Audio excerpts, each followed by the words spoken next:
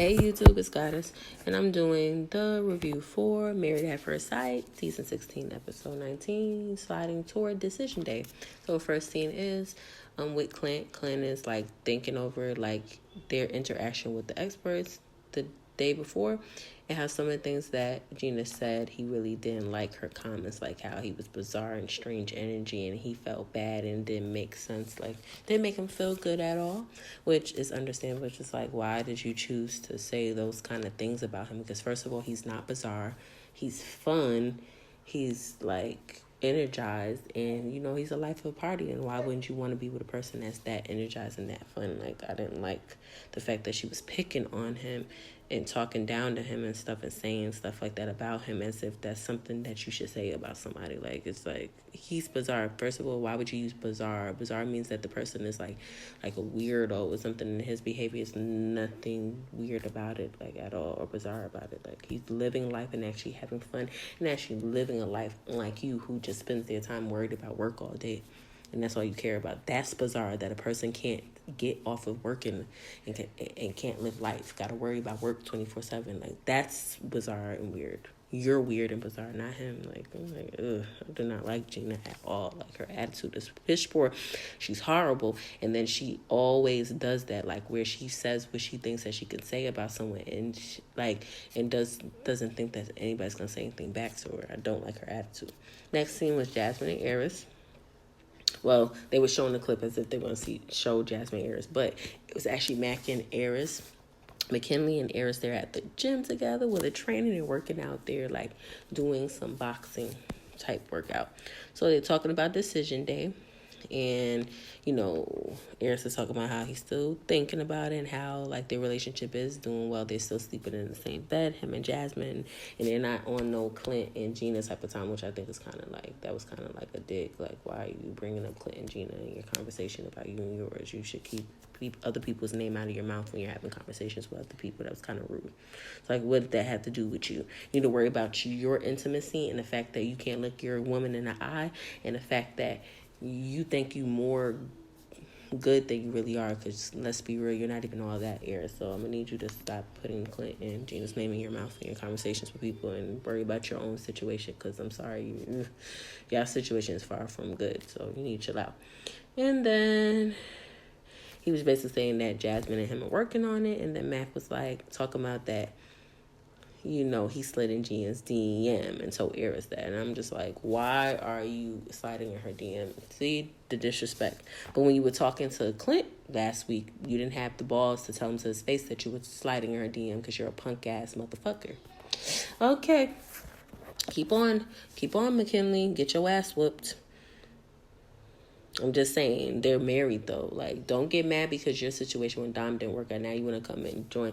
Oh, I just hit her in a DM to talk about celebrity. Nah, you hit her in a DM because you're trying to find a leeway for a reasoning. You use the celebrity as a reason to hit her in a DM, but you're really trying to do devious stuff. Like, there's no reason for you to be hitting her in a DM and sneaking around to do it. Like, if you really were being a G about it, you could have just said, oh yeah, I hit up Gina because, I want to talk to her, but you sneakily did it, and then you went and you told Eris instead of telling Clint to his face. So you have a devious reason why you hit her up in the DM. It was not to talk about no celebrity, nothing, because you have something in common. Now, it was because you're trying to get at her ass. Like, stop trying to make it seem more than better than what it really is. Like, let's be real, McKinley. Like, stop the shit. And then he was talking about, I think she looks good and all of that. And, if I could, if Clint and Gina divorced, he said, I would initiate something if I could. Okay, so why did you just say it was just about a celebrity? And now you're changing it. Oh, I would. Exactly. That was your whole intention from Jump Street. When a man sneakily does something like that, your intention is devious. Your intention is snake-like. It's not to talk about nothing. It's for you to get at her. Holla at her. That's the whole intention from Jump Street. Like, don't lie about your intentions, sir. Please. Like, I do not like McKinley anyway. He's a lame and corn, and that's why him and Dom didn't work out, because he's a lame and a corn, a loser who doesn't have nothing to show for himself. He's lame. Like, period. Like, he's sneaky, too. I don't like sneaky people. Like, if you're going to have the balls to do it, then tell Clint to his face. Why you being a punk and telling Eris? Like, Eris is going to get involved. Eris ain't going to say nothing to Clint because it ain't his place. Like, why the fuck you being a punk, though? Oh, okay. And plus, Eris and Clint are, like, Eris and Mac are like best friends anyway, so of course he's not gonna snitch on his friend and tell oh boy, that's what he's doing. Like, it's not gonna make sense. He won't get his friend in trouble. Basics. Next scene is Shaq and Kirsten met with this lady who does music. So she's like at a recording studio and she does like songs for people.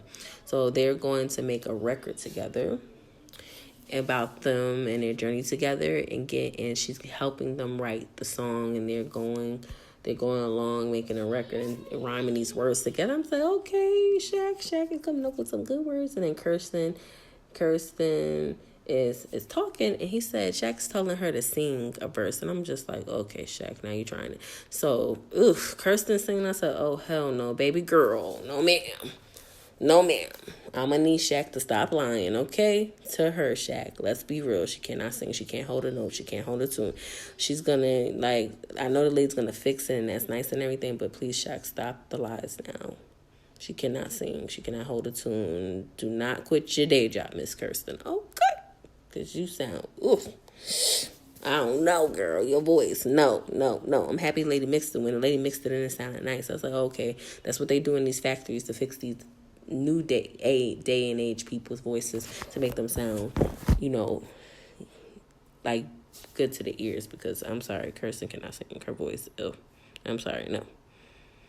But they did have a good time on their date, though. And after they made the record and everything was said and done and he heard the song, then he went outside to sit, and Kirsten and Shaq were just talking, and she said she reassures him that he will see her family, because he was he's still unsure because he hasn't met her family like that. And, he's the person about family. And that's a big, important thing for him. So she said, I reassure you that you're going to meet my family. She said, I don't want you to think that you're not going to meet them, because you will. It's just that my dad doesn't want to be on camera, and you'll get a chance to meet my grandmother, my aunts, everybody, He says, I just want to feel secure in the marriage, and he doesn't know that he does. He said that he needs more support from her. And then she says, she feels like she supports him as much as she can, and she knows that maybe he wants support in a different way, but she's doing the support as much as she can, as much as she knows how to do. So for me, I just feel like Shaq is very fragile, and he just wants so much, and it's just like, he's just finding a reason to make complaints. Because for me, if she's went out her way plenty of times to come support you, it's like, sir, you need her to hold your hand at every turn or something. Like, you're a grown ass man.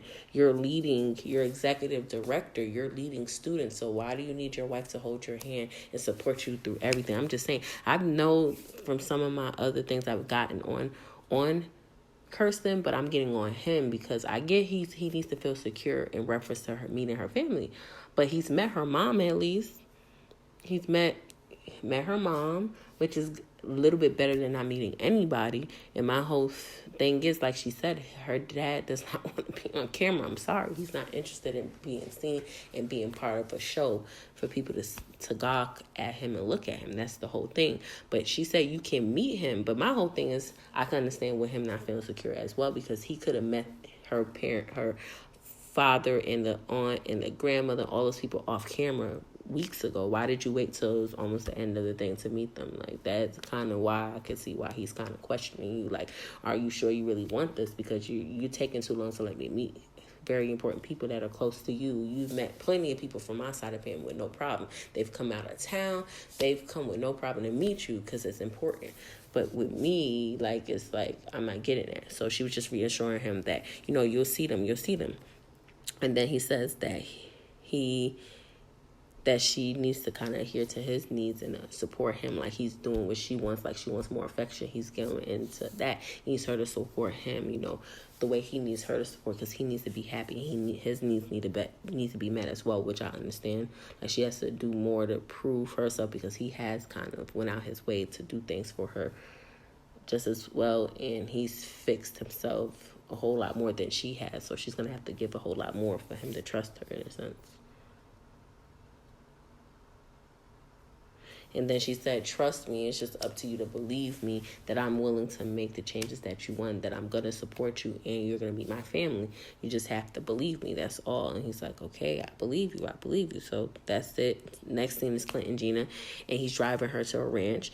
And then she was talking about how she had to give him a harsh critique in reality. And I'm like, Gina, you didn't have to give this man no harsh thing in reality. The experts were asking you a simple question last episode about how you were feeling about the whole situation because of the fact that you're not connecting. You didn't have to come at him and call him bizarre and weird and say that he's not doing this and he's not doing that, because you never vocalized any of those things to him. So why would you wait till the experts come in on a camera to all of a sudden now, oh, you need this, you need that? You could have easily told Clint, because Clint is an open book. He's not a person that's hard to come to speak to. So I don't understand why you did that. And like I said, like he said, you slighted him and you tried to be sneaky. You didn't have to give him that reality, because he's a need to speak to him like that, talk to him like that, because the way you're speaking is not positive and it's not nice the way to talk to somebody. So it's like, girl, bye. You didn't need to do that. You chose to do that because you're rude and you're a disrespectful person. But if he did the same thing to you and was coming at her, she would have been all sensitive and doing the, oh, my feelings.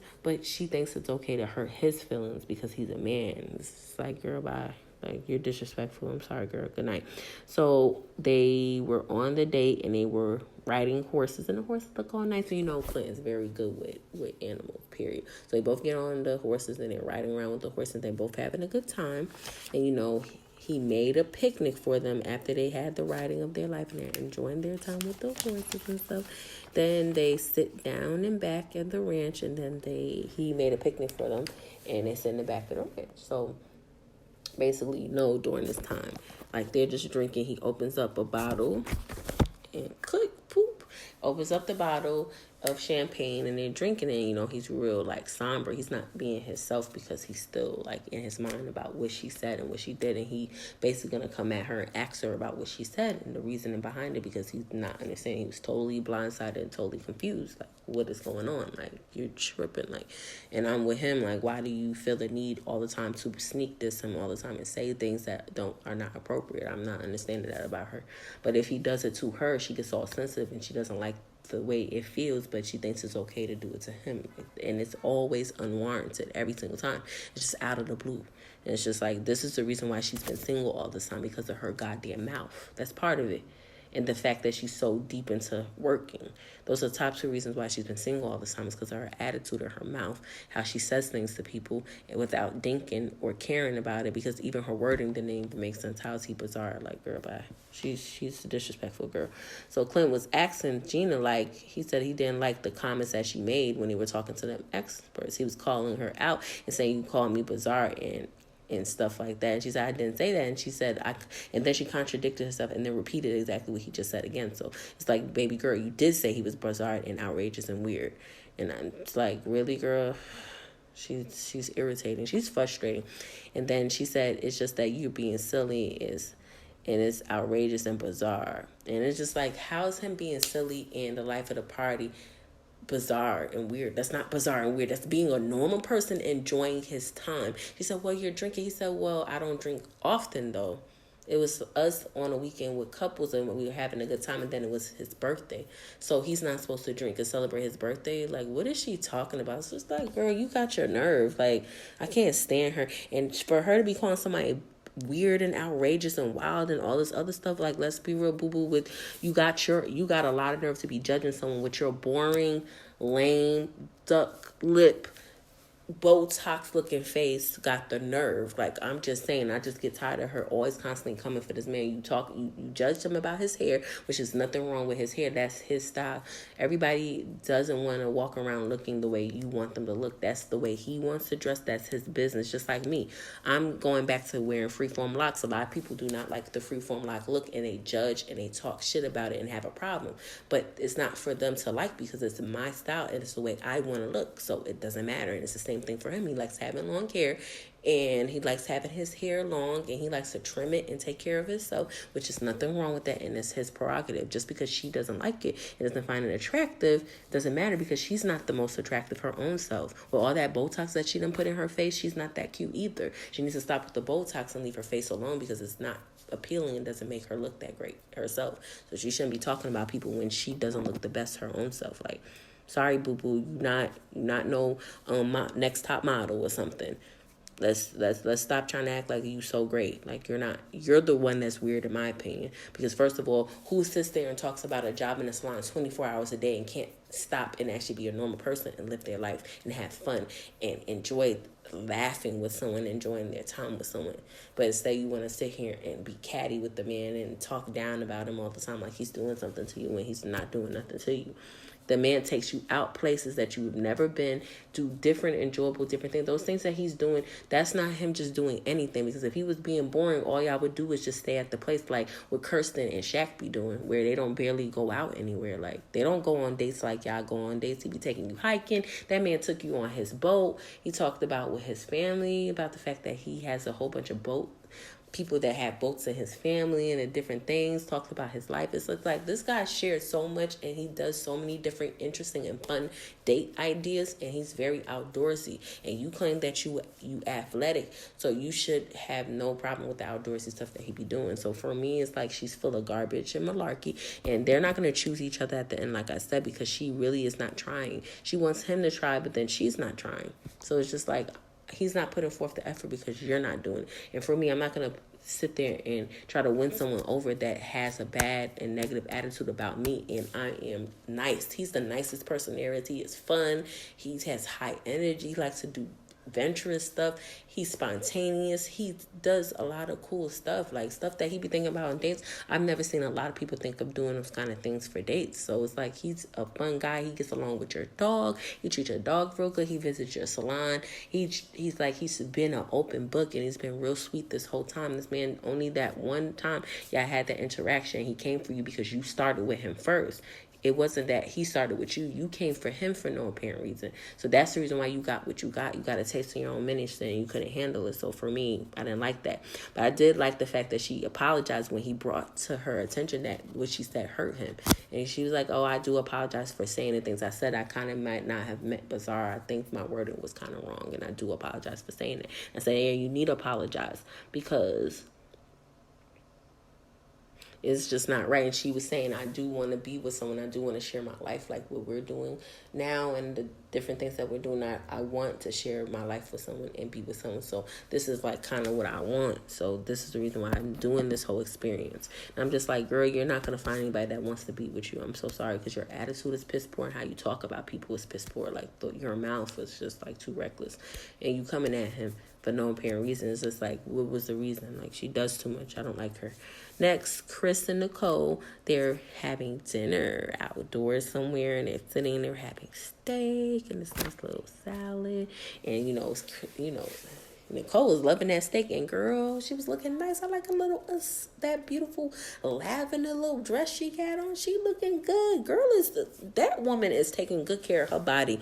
She is looking beautiful. Miss Nicole is looking good. That's the one thing I can say, is that she is taking good care of her body. Okay, they had that steak, the stuff, and then they had creme brulee for dessert. They were eating good. I said, okay, nice. They're enjoying their time.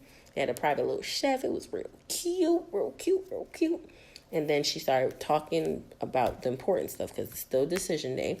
And she was still talking about how she wants them living together ideally. And she's talking about decision day and how their communication basically has to stay the same. And that's what Chris was saying as well. Like, if their communication stays the same, everything's going to stay the same.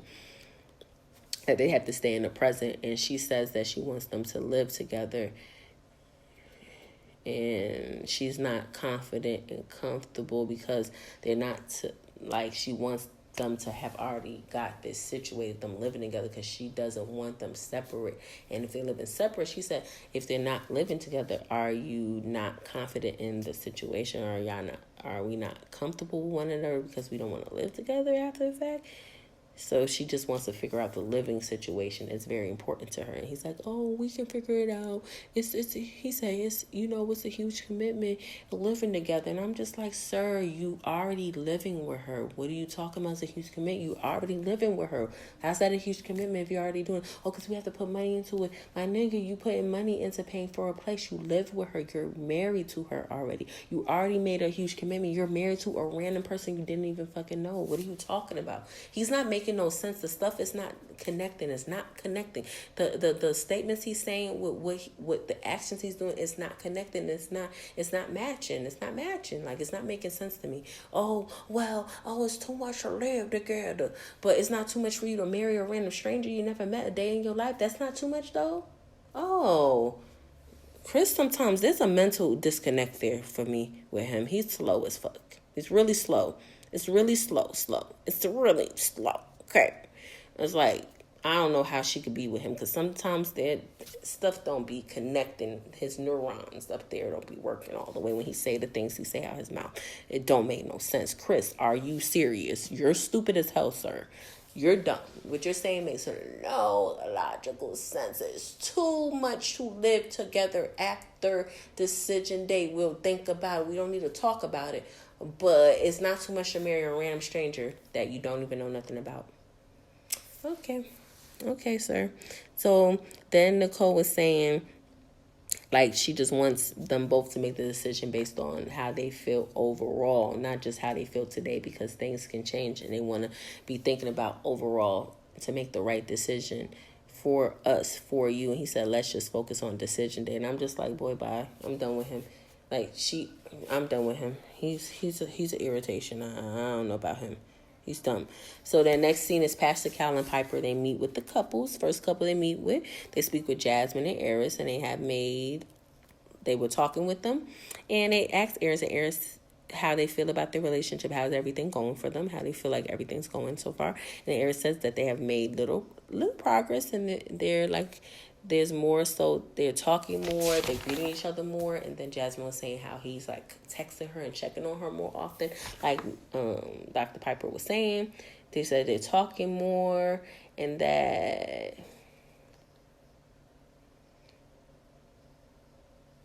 and then they're rubbing up on each other. They were mighty close this episode as well. Like, they were sitting right next to each other on the couch. He actually had his arm around her, and he was touching her, and he had his hand in her lap, and her hand was overlapping his hand. So, and their body language is a whole lot more different too. It's more connected. It doesn't seem like he's separating himself from her like he normally is. Because normally when they sit on the couch from prior episodes, they're on the same couch, but they're not seated next to each other. Like, they're like away from each other. But this episode, they were mighty close. They were like hugging each other. It's like really cute.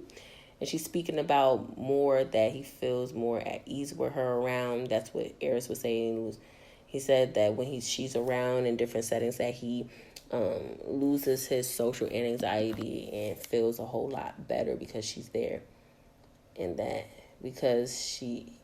also Pastor Cal was saying how he loves that they're touching. And Eris was saying that he's touching her more, and he's got his arm around her, and they're making them. And then they're basically connecting a whole more, which is cute, but I still don't like them together. I still feel that Jasmine deserves so much more and so much better because of her poise, because of how she acts, how she is as a woman. Like, she deserves someone that understands and that is ready for that and is mature enough to deal with that. And she shouldn't have to be held hostage to sit in a relationship until he's ready, until he needs the time, and she got to wait time and sit there and wait for him to build himself up, because he should have rightfully so built himself up before he got with her. She shouldn't have to sit here and be holding herself back and waiting for him to get better while they're married, to be a better person like that. That to me is real stupid. And like a lot of people have said, and like I've said from the beginning, the experts did not make this right decision by placing him on the show regardless, because what he doing isn't good. Like, he broke this woman down really heavily. And for me, she's being very optimistic. I kind of think that she's learned a lot from being with Eris, because she's talking more, she's speaking up more, she's finding her voice a whole lot more, and being honest and 100 and real, which is a good thing, because, man, before she was just like a church mouse. She wouldn't say anything. And I'm happy that she's speaking up for herself a whole lot more than she was before. So that's the good thing that's about the situation now. Dr. Piper actually has them. I said Dr. Pepper, sorry, whatever, Pepper, whatever. Dr. Pepper had them basically look at each other and say things about each other, like positive things about each other. And this was I think I'm happy that Dr. Pepper did that, because you never really see them have eye contact, so that was kind of good. And Eris says that she's open, she listens, she's always there for him, and he can count on her. And that's the positive that he sees in her. Now, Jasmine says that he is patient with her and, and understanding of her. And he pushes her to be a better person. And they're touching a lot more. Jasmine feels like one day he's in and then the others that he's out. And that she's still unsure about everything. And she's not sure about how they're going to work. And Pastor Cal told her that they have to try outside of the show to see if it will work. Like, you can't really kind of know whether your relationship's going to work or not because you're still in the situation. You have to wait until after. And I kind of agree with that. Kind of. But for me, I just feel like the way he was talking to her, how he's been treating her, nobody should have to stick around that. And just with the tarot card reading and what the lady told her about how he has grown to do, nobody has time to wait for a man that's in his 40s to grow up. At this point, if you're not grown up as of yet, you haven't done the work or wanted to do the work on your own, you needed somebody to tell you to do the work, that's a problem, because as a person, you should want to do the work. If you really want to change as a person, be better, you should want to work on things. And the fact that someone has to tell you, oh, you need to work on this, it's a red flag, and that's a problem. Like, why should she have to hold herself back and wait on him to become a better man for her? Nah, I'm good. He should have wanted to be a better man a long time ago. That's a problem. And that's the thing that's funny. Like, people always want to come down on women. Oh, we need to work on this. We need to work on that. We have these issues, that issues. But look at that. He's a grown man in his 40s, and he still has not realized that he is immature and that he's got lots of things to work on. Us women, we're very introspective. And if there's things that we need to work on and someone pinpoints it, or we feel it ourselves or see it ourselves, we work on it and we're able to be critiqued, even though sometimes we don't like it. And most people don't like critique, whether women, male, female, whatever. Nobody likes to be critiqued, period. Child, nobody wants to be critiqued. So being critiqued is hard for us, but we accept it and we make the changes and we work on ourselves and get better. A lot of times, men, no offense to y'all, but y'all don't work on nothing. And y'all want a woman to sit here and deal with y'all shit and while you don't work on nothing. So I think that she should choose herself, and she should not choose Eris at the end, because she's going to put herself through heartache and keep hurting for a person that has not put themselves as priority to work on themselves to be better for someone else. They're more worried about going through life and working and going on, and that's it. You got to work on yourself to be a better person, especially when you're married to someone else. It's a partnership, and it's you sharing your life with somebody. So you should want to be a better person for the person that you're with. Shouldn't be just staying in something just to be staying in something. So found that kind of funny. But next, seeing Kirsten and Shaq meeting with the experts. And when Kirsten and Shaq were talking, Kirsten basically stated they are learning about each other each and every day. And that their communications, that they're hearing each other a lot more. And she said that she's letting him be the leader. She said she's able to knows, like, Shaq is able to adjust, like, to things when she, like, says things to him. And then, Dr. Pepper is like, y'all learn to be accountable to each other, which is really good. And he said that he finally met her dad off camera. And he said it was simple and he was finally happy. Now Shaq, he feels more at ease, more connected. Experts told him that families are all different and that everybody's family is not the same. So you have to kind of like let it be, because Shaq was saying, I don't understand why I didn't meet them earlier than now. And then Dr. Pepper's like, all families are different. So she had to probably wait for her family to be, some of them to be okay with meeting you, and maybe they were busy. It could be all types of things. Everybody's family is different. And Pastor Cobb was saying that they can be a power couple. So that was very interesting. Next scene is Eris and Jasmine are going on a canoe and having some time together, talking about the time went by so fast, Eris was saying. And they did it, and it was like their first time. Both of them have never did a canoe ride, and they were just all in the water and talking about how everything is so different from how it was before and how they're making strides in their relationship and everything is getting kind of better and everything, and how it's now getting towards decision day. and they still have things to do. And he basically asked her, because once they finish with the canoe, they get off and they're having basically a picnic, sitting off talking, and basically Eris is asking Jasmine about Decision Day. She stated that she is going back and forth, and she's still undecided, but she's still thinking about what she wants to do. Then she asked him, and he said that he's sure. He said that he's sure, and he knows what he's going to do. He knows his decision, what he's going to do. And I'm just like, really, sir? Oh, okay. And then she said, basically, Jasmine was saying that she gave 1,000% and that she has no regrets. And she put all her effort into this. So everything is good. And she said that they need way more work and more intentional. He's got to do way more if they're going to work, basically, she was telling him. Now, they always make the couples meet up. So the couples are meeting. It's just going to be the men meet up and the women meet up. They separate. So first who meet up and meet at this bar are the men. They meet for drinks. And Eris then basically is meeting up and he's looking at Clint and whatever, but he didn't tell Clint about Max sliding in Gina's DMs because he didn't want to get involved with that and get all into that because he feels like it's not his place, it's not his business, and he don't want to get involved in it. Furthermore, he's close friends with Max, so he want to get involved in snitching on his friend, though. He's not finna do it. That's his friend. He's real close with him, so yeah, that's not finna happen. So the girls meet up for drinks, too, at this place called Souls, and Jasmine already told the girls they're going to be late, so it's just Gina, our girl Nicole, and Kirsten. So they go back and forth between the meetings. So Clint is now talking about his meetup with the experts and how she was saying things about him, talking about he wasn't acting like a husband and how she just felt away and how saying things about personality traits were different. You see how he didn't really go deep in depth like he did the last time. So he's kind of keeping his business to himself this time around because he didn't want no problems.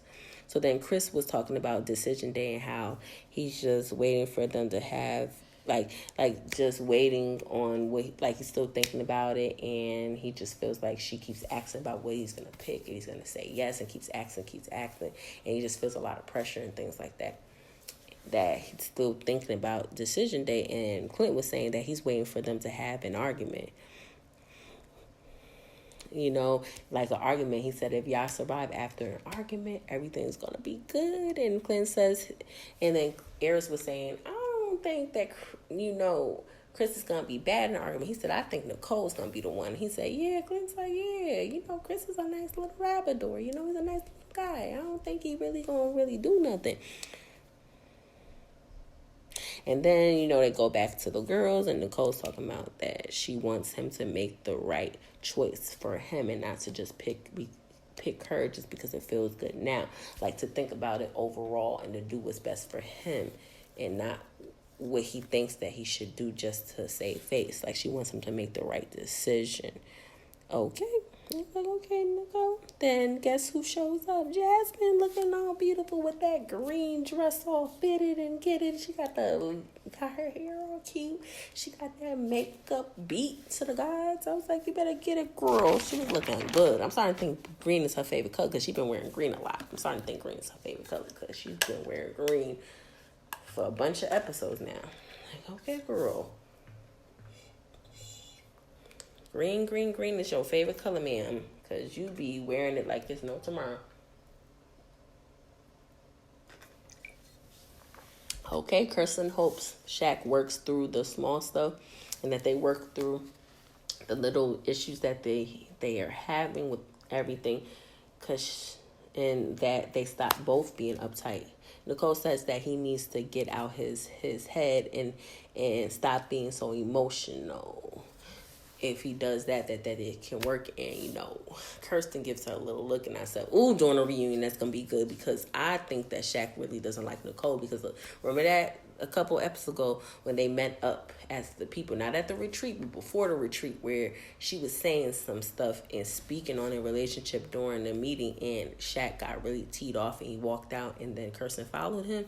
Yeah, I don't really think Shaq really likes Nicole. So yeah, that reunion's gonna be real good. So for him to come at her because she talks too much sometimes. She says things out the side of her neck that's be out of pocket and out of place sometimes. I be wondering about her. I'll be like, okay, Nicole, yeah, your mouth talks too much, you run it too much. So he gonna hand her something. She continues on. I can't wait for the reunion because her mouth too quick.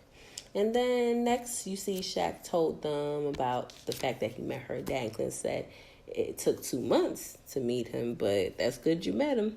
And he was cooking. When he met him, he was saying how he was cooking for his granddaughter and how he was saying that he ain't cooking nothing for nobody else. It's all about his grandbaby, his grandchild, and how he felt like he was like a gem, you know.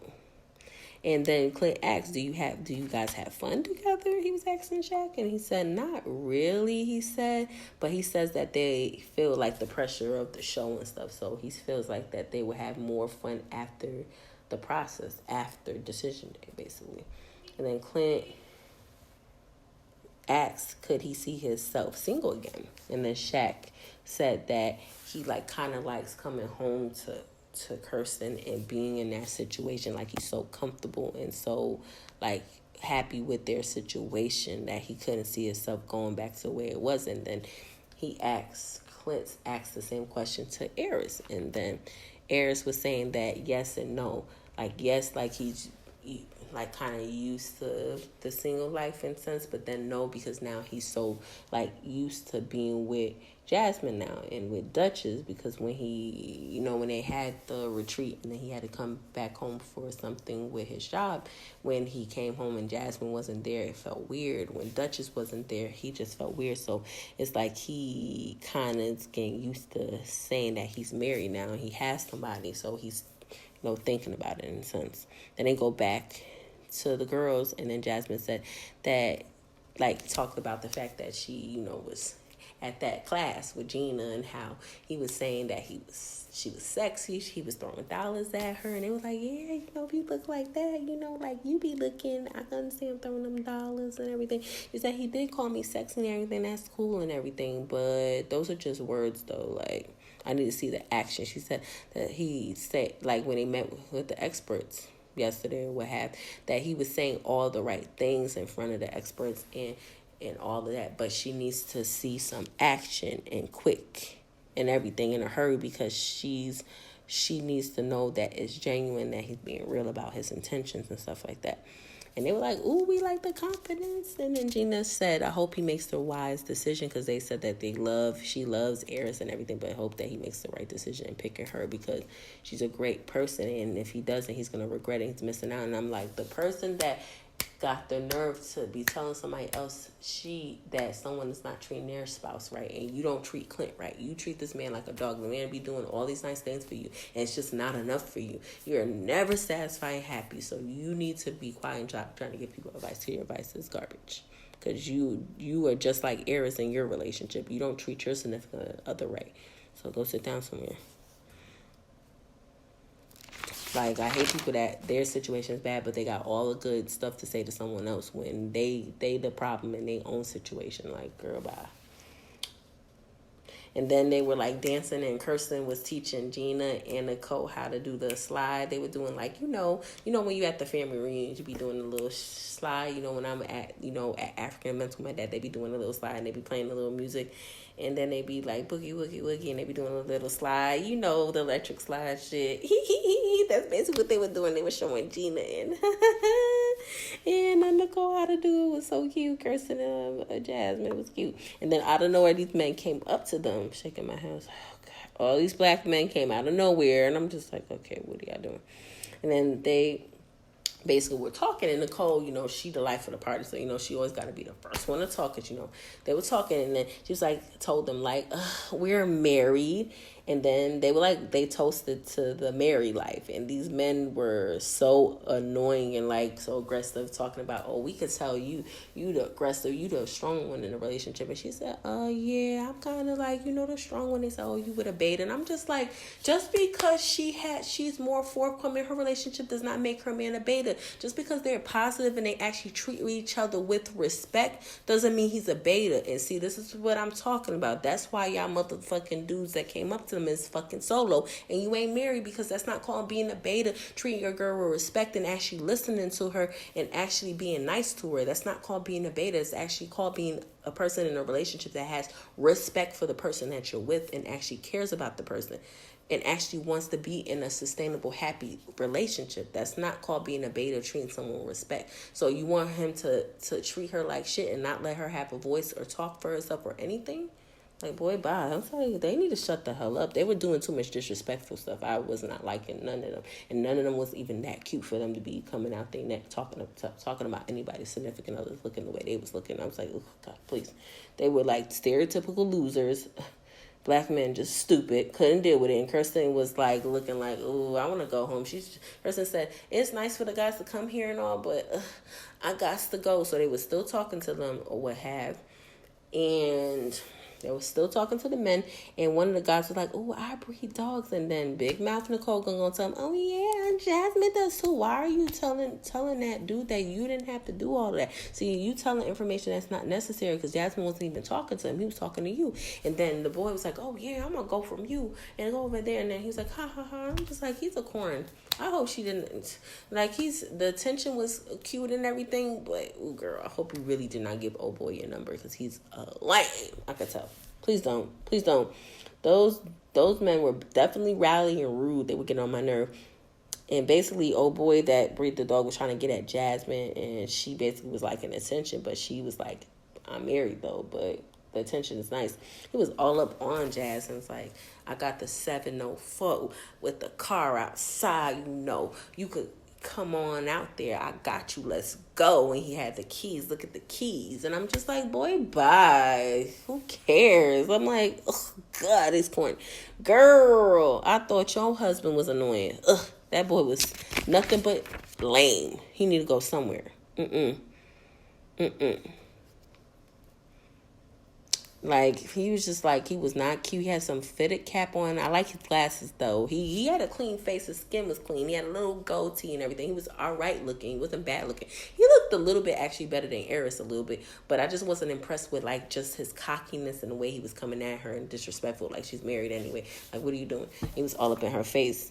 Like, he was just doing a lot. And then she does like the attention, and she deserves the attention. And she was looking cute. I was like, you better get it, girl. Okay, you bad. Like, she been bad, though. Like Eris doesn't know what he has in front of him. He got a gem in front of him, and he doesn't want it. He rather have trash than have the treasure. Like, he's real stupid. Eris is dumb. You see how the boy was all up in her face because she's treasure. She's bad like that. Like, he's missing out.